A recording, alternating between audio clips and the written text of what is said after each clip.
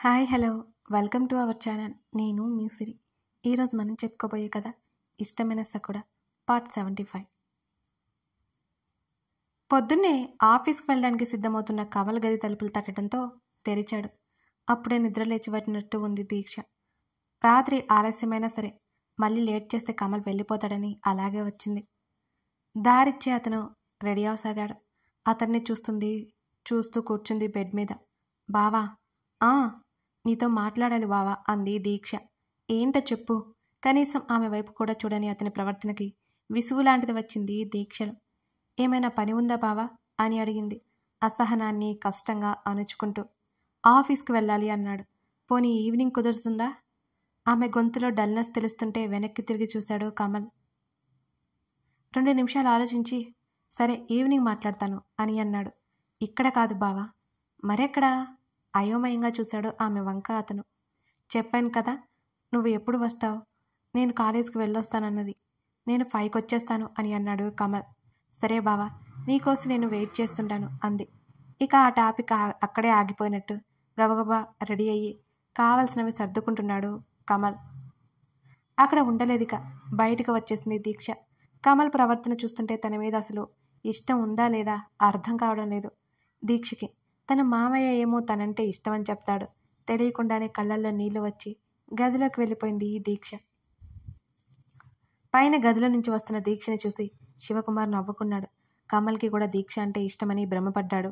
వాళ్ళిద్దరికీ పెళ్లి చేస్తే తన కొడుకు లైఫ్ సెటిల్ అయిపోతుందని శివకుమార్ అనుకున్నాడు. ఉదయ్కి ధరణికి ఎలాగైనా పెళ్లి చేయాలి. పెళ్లి పీటల మీద పెళ్లి, ఆ పైన ఉదయ్తో ధరణికి ముడిపెట్టాలి. ఆ రేవతిని అనగదొక్కాలి. గగన్ బాధపడాలి. ప్రకాష్ విలవిల్లాడిపోవాలి. మాలవిక గర్వం అణిచివేయాలి. ఇవన్నీ జరగాలంటే ఉదయ్కి ధరణికి పెళ్లి చేయాలి ఎలాగైనా. అదొక్కటే మార్గం. ఇవన్నీ జరగాలంటే తప్పించుకున్న అమృతని పట్టుకోవాలి.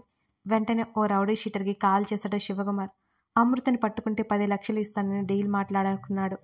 అమృత మిస్ అయిన దగ్గర నుంచి ఉదయ్ సరిగ్గా నిద్ర కూడా పోవట్లేదు. మూలిగ నక్క మీద తాటికాయ పడ్డట్టు ధరణి గగన్ పెళ్లి అనౌన్స్మెంట్ ఇంకా అతనిలో భయాన్ని రేపింది. ఇంతకుముందు హర్ష ప్రాక్టీస్ చేస్తుంటే తను ఎప్పుడూ చూసింది లేదు. ఇప్పుడు మ్యాచ్లో ఆడుతుంటే దగ్గరుండి అతన్ని ఉత్సాహపరుస్తోంది వేద. ఆ మూమెంట్ చాలా హ్యాపీగా ఆమె ఫీల్ అవుతోంది.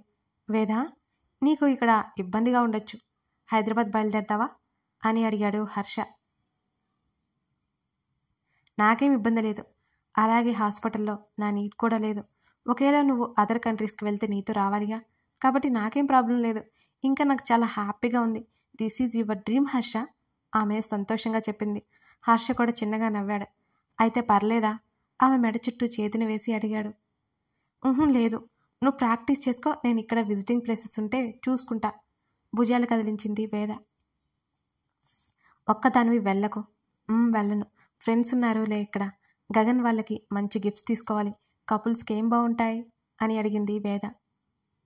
అవన్నీ నాకు తెలీదు, నువ్వే చూసుకో అన్నాడు హర్ష. నీకేం తెలీదులే పోవోయ్ అని మూతి తిప్పింది వేద. ముందుకు వచ్చిన పెదవులు ముద్దాడి ఆమెలో సిగ్గుని మేల్కొలిపి టైం అవుతుంది, టేక్ కేర్ అంటూ వెళ్ళిపోయాడు హర్ష. భారంగా ఊపిరి పీల్చుకుని వదిలి ఫ్రెష్ అవ్వసాగింది వేద. తల్లి తిడుతున్నా సరే శృతితో పాటు ఇంటర్వ్యూకి బయలుదేరింది ధరణి. నువ్వు ఉండి నన్ను బ్రతికించావు తెలుసా అన్నది ధరణి గుండెల మీద చేయి వేసుకుని. నువ్వు జాబ్ చేయడం మీ బావకి ఇష్టం లేదా అని అడిగింది శృతి. ఏమో తెలీదు, ఎప్పుడు వద్దు అని అనలేదు. పెళ్ళయ్యాక మాత్రం నాకు తెలిసి పక్కకి వెళ్ళనివ్వడు అని అన్నది నిట్టూరుస్తూ. నువ్వు మీ బావతో చక్కగా ఆఫీస్కి వెళ్ళొచ్చు కదా ధరణి, శృతి సలహా పడేసింది.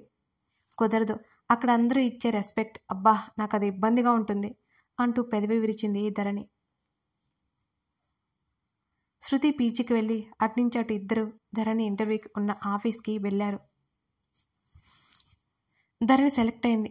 జాయినింగ్ లెటర్ త్వరలోనే వస్తుందని కూడా చెప్పి బ్రాంచ్ కూడా అందులోనే మెన్షన్ చేస్తామని చెప్పారు.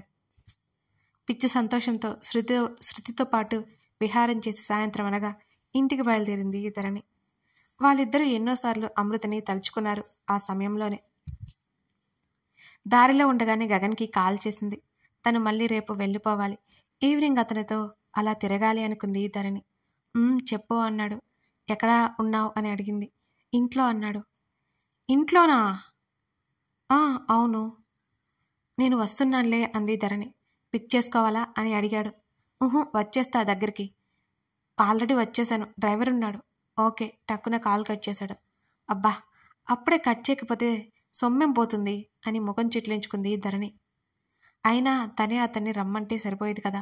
వద్దులే, ఇంటికెళ్ళి ఈ నైట్ అతనితో బయటికి వెళ్ళాలి. ఏవేవో ఊహించుకుంటూ ఇంటికి బయలుదేరింది ధరణి. ఆమె ఇంటికి వెళ్ళేసరికి ఎవరూ కనిపించలేదు. హాల్లో ఉన్న పార్వతమ్మని చూసి ధరణి అడుగులు అక్కడే ఆగిపోయాయి. తన తల్లి కూడా ఉంది, కానీ రేవతి అక్కడ లేదు. ఈవిడ ఇప్పుడు ఎప్పుడొచ్చింది అనుకుంటూ నెమ్మదిగా లోపలికి అడుగు వేసింది ధరణి. ధరణి చాలా కంగారుగా ఉంది. పార్వతమ్మ ఏదైనా అంటే తన తల్లి ఊరుకోదు. ఇద్దరి మధ్య వాదన మొదలవుతుంది. గగన్ కోసం వెతగ్గా అతను కనిపించలేదు. ఇంట్లోనే ఉన్నాడు అని చెప్పాడే అని ఆలోచించుకుంటూ పార్వతమ్మ ధరణి వైపు చూసింది. పెద్దావిడనేసి ఎలా ఉన్నారు బామ్మగారు అని అడిగింది ధరణి, తన తప్పు లేకుండా తప్పకుండా. నీ దయ వల్ల బాగానే ఉన్నాంలేమ్మా అంటున్న ఆమె మాటలకి ధరణి ముఖం అదోలా అయిపోయింది. ఈవెన్ని పలకరించడం కూడా తప్పైపోయింది. ఒంటరిగా కూర్చుని ఉన్న పార్వతమ్మను వదిలేసి మెట్లెక్కి పైకెళ్ళిపోయింది ధరణి. ధరణి సగానికి వెళ్ళగానే వెనక్కి పిలిచింది పార్వతమ్మ.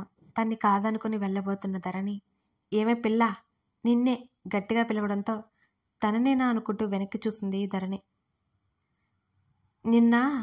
నన్నా ధరణి అయోమయంగా అడిగింది, తన వైపు చూపుడు వెళ్ళి చూపించుకుంటూ. ఇక్కడ నువ్వు నేనే కదా ఉంది, నిన్ను కాక ఇంకెవరిని పిలుస్తాను చిరాగ్గా అంది పార్వతమ్మ. కోపాన్ని దాచుకుంటూ కిందకి వచ్చేసింది ధరణి. మళ్ళీ చెప్పండి బామ్మగారు అని అంది. తలనొప్పిగా ఉంది, కాస్త కాఫీ తీసుకురా. ఆవిడ చెప్పడంతో బ్యాగ్ సోఫాలో పెట్టి తీసుకురావడానికి వెళ్ళింది ధరణి. తనకి వచ్చినట్టుగా కాఫీ ప్రిపేర్ చేసింది. ఈలోపు అక్కడికి రేవతి మాలవిక ఇద్దరు వచ్చారు. ధరణి కాఫీ తెచ్చి పార్వతమ్మకి ఇచ్చింది. ఆవిడ తీసుకుని ఒక సిప్ వేసింది. అప్పటికే తిరిగి అలసిపోయి ఎప్పుడెప్పుడు గదిలోకి వెళ్ళిపోవాలా అని ఉంది ధరణికి. వెంటనే కప్ నోటి దగ్గర నుంచి తీసి ముఖం వికారంగా పెట్టుకుంది పార్వతమ్మ. ఏంటా అమ్మాయి ఈ కాఫీ? రేపు మాపు పెళ్ళి అంటున్నారు, కాఫీ పెట్టడం కూడా రాదా? ఇలా అయితే ఇంకెలా సంసారాన్ని ఇదికొస్తావో? దెప్పి పొడుస్తూ కాఫీ కప్ పక్కన పెట్టేసింది పార్వతమ్మ. తల్లి వైపు చూసింది ధరణి. తల్లి ముఖం గంభీరంగా ఉన్నా సరే ఏం మాట్లాడలేదు రేవతి. నేర్చుకుంటుందిలేమ్మా అన్నది మాలవిక ముందే. నువ్వు చదువుకున్నావు, ఉద్యోగం చేశావు, అంత మాత్రాన నేను నీకు వంట నేర్పించకుండానే పెళ్లి చేశానంటే అని పార్వతమ్మ కూతురు వైపు చూస్తూ అడిగింది. ధరణి ఇప్పుడే వచ్చావా? ఆ మాటలు పట్టినట్టే అడిగింది రేవతి. శృతిని డ్రాప్ చేసి నేను ఇంటికి వచ్చేసాను అన్నది ధరణి. ఏమన్నారు? సెలెక్ట్ అయిపోయాను అన్నది. ఇప్పుడు పెళ్లి పెట్టుకొని ఉద్యోగం అది ఎందుకు? రేవతి అడిగింది. పార్వతమ్మ గొడవ పెట్టుకోవడానికి టాపిక్ లేక ఊరుకుంది. ఉద్యోగం గురించి ఆమె ఏమీ మాట్లాడలేదు, ఎందుకంటే వర్ష ఆల్రెడీ ఉద్యోగం చేస్తుంది కనుక. ఇప్పుడే కాదమ్మా, ఇంకా టైం ఉంది, అప్పుడు వెళ్ళాలి అనిపిస్తే వెళ్తాను, లేకపోతే లేదు అని. టైట్గా ఉంది, ఫ్రెష్ అయ్యి వస్తాను అని చెప్పి వెళ్ళిపోయింది ధరణి. డ్రెస్ చేంజ్ చేసుకుని బెడ్ మీద కూర్చుంది. త్వరగా ఇక్కడి నుంచి తన తల్లిదండ్రులతో పాటు వెళ్ళిపోవాలి. పార్వతమ్మకి తనంటే బొత్తిగా నచ్చదు. ఇప్పుడు కొత్తగా నచ్చకపోవడం ఏం లేదులే, కానీ చిన్నప్పటి నుంచి ఇదే తు. ఎందుకు? వర్ష కోసమా? అటు వర్షకి ఇటు తన బావకి ఇద్దరికీ ఇష్టం లేదు. ఆ విషయం ఎందుకు అర్థం చేసుకోవట్లేదు ఇవిడ? ధరణి కోసం చూసి కిందకు వచ్చేశాడు గగన్. పార్వతమ్మ మాట్లాడుతుంటే సమాధానం ఇస్తున్నాడు. వర్ష ఏదమ్మా? మాలవిక అడిగింది. అది ఊళ్ళోనే ఉంది, నువ్వు రమ్మన్నవని నేను వచ్చాను, అది 4 రోజులు ఉండి వస్తుందట అని అన్నది పార్వతమ్మ. ధరణి గదిలో నుంచి కిందకి రాకపోవడంతో ఒకటే బాధపడుతూ ఉంటుందేమోనని రేవతి అక్కడి నుంచి పైకొచ్చేసింది. రేవతి వెళ్ళగానే, అమ్మా నీ నోరు ఊరికే ఉండదా? మాలవిక నచ్చ చెప్పడానికి ప్రయత్నం చేసింది పార్వతమ్మకి. మనవడి ముందే మాట్లాడుతున్న కూతుర్ని చూసి కోపం వచ్చింది ఆవిడకి. ఇప్పుడిప్పుడే తన మనవడు సరిగ్గా మాట్లాడుతున్నాడు, మళ్ళీ ధరణిని ఏమైనా అన్నదని తెలిస్తే మళ్ళీ మాట్లాడడం మానేస్తాడు. పెళ్ళి కూడా కాలేదు, ఆ పిల్ల అప్పుడే తన మనవడిని కొంకున కట్టేసుకుంది. నేనేమన్నానే? కాఫీ బాగలేదని చెప్పాను, పెళ్ళి కావలసిన పిల్ల నేర్చుకోవద్దా? చాలా మామూలుగా అన్నది పార్వతమ్మ. ఇక మాట్లాడిన వృధా అన్నట్టు మాలవిక ఏం మాట్లాడలేదు. గగన్, రేపు ఉదయం పంతులు గారు వస్తారు, లగ్నపత్రిక రాస్తారు, 1 గంట నువ్వు ఇంట్లో ఉండాలి అన్నది మాలవిక. ఓకే, నేను ఆఫ్టర్నూన్ వెళ్ళిపోతానులే అని అన్నాడు గగన్. అలాగే, ధరణికి ఏదో కావాలి అన్నది, అలా బయటకు వెళ్ళి డిన్నర్ చేసిరండి అని మాలవిక చెప్పింది. పార్వతమ్మకి నిప్పుల మీద కూర్చున్నట్టుంది వాళ్ళ సంభాషణ వింటుంటే. విసురుగా అక్కడి నుంచి వెళ్ళిపోయింది. కాసేపు తల్లితో మాట్లాడి ఫోన్ కాల్స్ వస్తుంటే గార్డెన్లోకి వెళ్ళిపోయాడు గగన్. ధరణి, తల్లి గొంతు విని నవ్వు పులుముకుంది ధరణి. ఎక్కడే ఉండిపోయావేంటే అని అడిగింది రేవతి. తిరిగి వచ్చానుగా, అలసటగా ఉంది అని నవ్వింది ధరణి. ఆవిడ మాటలు నువ్వు పట్టించుకోవద్దు.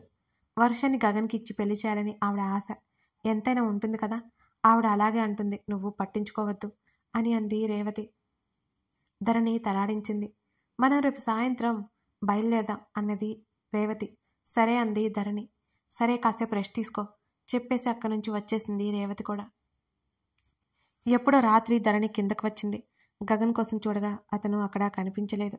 బావ కనిపించడం లేదేంటి? తల్లిని అడిగింది. ఏదో పని ఉందని బయటికి వెళ్ళాడని అత్త చెప్పిందే అన్నది రేవతి. ఇక మాట్లాడదా లేదామె. అందరితో పాటు భోజనం చేసింది. పార్వతమ్మ గగన్ గురించి అడుగుతోంది. ఆమెకు తనంటే నచ్చదు, కానీ గగన్ అంటే చాలా చాలా ఇష్టం. ఆమెది నటన కాదు, ఆ విషయం ధరణికి కూడా తెలుసు. ప్రేమే. నిజంగానే అమ్మ చెప్పినట్టు వర్షకి అడ్డుగా ఉన్నదని తన మీద కోపం, అంతకుమించి ఇంకేం లేదు అనుకుంది. ధరణి ఆమె మాటల గురించి ఆలోచించడం మానేసింది.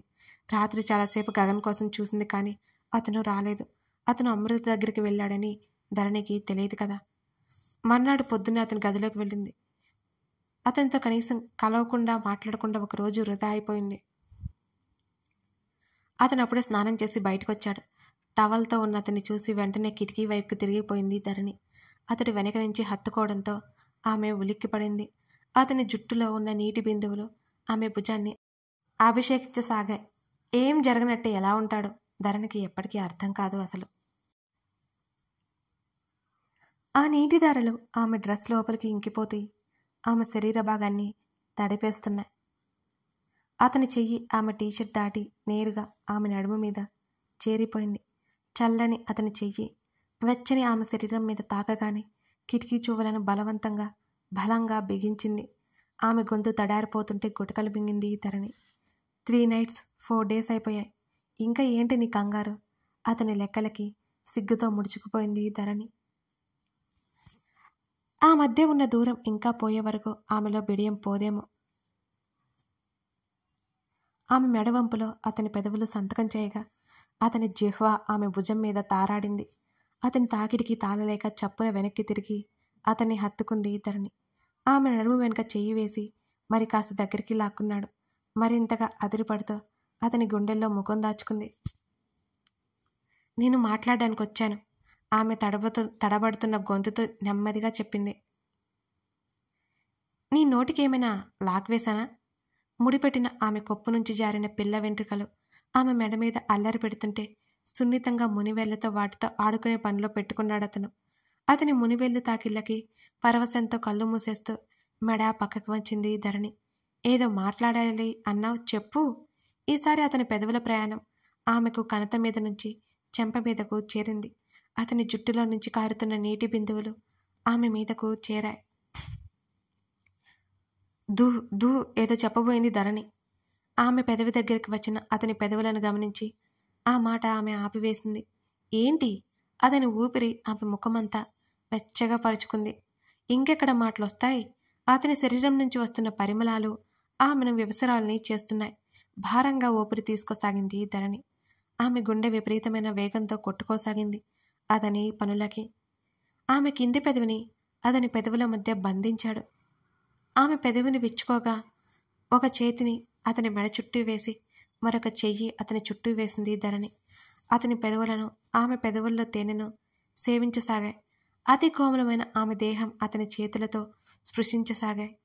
మరి కాస్త భారంగా మారి ఆమె హృదయం అంతే భారంగా కదిలింది. టక్కున ఏదో ఆకాశం నుంచి భూమి మీద పడ్డట్టు ఆమెను వదిలేశాడు గగన్. నెమ్మదిగా కళ్ళు ఎత్తి అతని వైపు చూసింది ధరణి. ఏవేవో లోకాల్లో విహరిస్తున్న ధరణికి అంత త్వరగా ఇక్కడికి రాబుద్ది కాలేదు పాపం. గుటకలు మింగుతూ కాసేపు తన్ని తాను సముదాయించుకోసాగింది ధరణి. కథ కొనసాగుతోంది. ధరణికి గగన్కి మధ్య పార్వతమ్మ వల్ల ఏదైనా అంతరాయం కలగనుందా? లేదా మరోవైపు దీక్ష పనులకి కమల్ ఎలా రియాక్ట్ అవుతాడు? దీక్ష ఎందుకు అతనితో మాట్లాడాలి అనుకుంటుంది? తెలుసుకోవాలి అంటే తర్వాత భాగం చూడాల్సిందే.